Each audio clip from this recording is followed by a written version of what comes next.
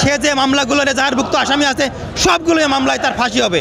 জনগণ যাদেরকে বিতাড়িত করে তাদের কিন্তু আর ফিরে আসার কোনো সুযোগ থাকে না। আমরা মনে করি জুলাই আগস্টের যে আন্দোলন, সেই আন্দোলন একক কোনো সংগঠনের না, একক কোনো ব্যক্তির না, একক কোনো অর্গানাইজেশন না। বিগত দিনে আন্দোলন সংগ্রামে 163 জন নেতাকর্মী আমাদের গুম হয়েছে, খুন হয়েছে। আর জুলাই আগস্ট আন্দোলনে আমাদের 142 জন নেতাকর্মী যাদের পদ আছে এবং তারা আমাদের দলীয় ছাত্র দলের নেতা এবং কর্মী, এরা কিন্তু জীবন দিয়েছে। আপনি একটি সংগঠন দেখাতে পারবেন যে তারা বলতে পারে যে আমাদের 10 জন ছাত্র নেতা সংগঠন হত্যাকাণ্ডের শিকার হয়েছে? আমাদের 142 জন আমরা লিস্ট আছে, আমরা বই প্রকাশ করেছি, আমাদের প্রত্যেকের নেতাকর্মীর পরিচয় এবং পদ আছে।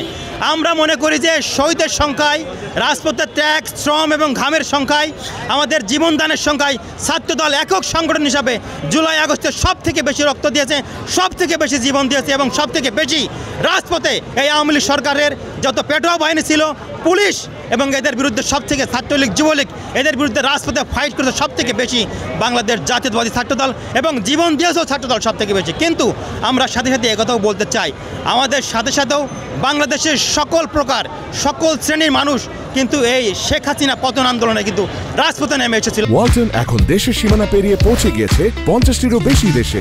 ওয়ালটন, ঘরে ঘরে বিশ্বজুড়ে। আমরা মনে করি জুলাই আগস্টের যে আন্দোলন, সেই আন্দোলন একক কোনো সংগঠনের না, একক কোনো ব্যক্তির না, একক কোনো অর্গানাইজেশন না। আমরা সকলে মিলে, সকল একসাথে সম্মিলিত প্রচেষ্টায় কিন্তু আমরা শেখ হাসিনাকে, এই ফাঁসিবাদকে বাংলাদেশ থেকে বিতাড়িত করতে পেরেছিলাম। আমাদের সকলের সম্মিলিত প্রচেষ্টার ফলেই কিন্তু আমরা এই স্বৈরাচারের পতন ঘটাতে পেরেছি। আমরা সবসময় ঐক্য ধরে রাখতে চাই। আপনারা জানেন যে আমাদের এই সমাবেশটি আমাদের কিন্তু ঢাকা বিশ্ববিদ্যালয় প্রক্টোরিয়াল টিমের অনুমোদন সাপেক্ষে আমরা 1 মাস আগে শহীদ মিনারের জন্য আমরা আবেদন করেছিলাম, আমাদের অনুমোদন ছিল এবং আমরাই যৌক্তিক দাবিদার ছিলাম শহীদ মিনারের সমাবেশটি করার। কিন্তু আমরা ওইখান থেকে পরিবর্তন করে আমরা উদারতার পরিচয় দিয়ে, ঐক্যের পরিচয় দিয়ে আমরা কিন্তু এনসিপিরকে আজকে আমাদের এই প্রোগ্রামের স্পটটি ছেড়ে দিয়ে আমরা আমাদেরটাকে স্থানান্তর করে শাহবাগে নিয়ে এসেছি। আমরা মনে করি এটাই একটি উদারতার পরিচয় এবং ঐক্যের যে ধারাবাহিকতা। আমরা ছাত্রদল সবসময় ঐক্যের হাত বাড়িয়ে দেব। হিটলারের পতন হয়েছে, মুসলিনের পতন হয়েছে, রবার্ট মুগাবের পতন হয়েছে, ফ্যাসিস্ট সরকারের পতন হওয়ার পরে জনগণ যাদেরকে বিতাড়িত করে তাদের কিন্তু আর ফিরে আসার কোনো সুযোগ থাকে না। তারা কিন্তু একদম সারা বাংলাদেশের মানুষ তাদেরকে বয়কট করেছে, তারা নির্বাসিত হয়েছে।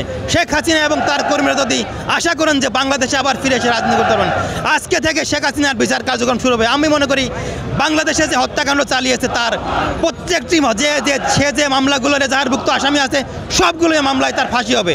আমরা মনে করি সে বাংলাদেশে ফিরে এসে তার এই আইন আদালতের মাধ্যমে সে রাজনীতিকে ফেস করুক, তাকে আসুক। সে বাংলাদেশে পালিয়ে গেছে কেন? রাজনীতি করতে চাইলে বাংলাদেশে ফিরে আসুক।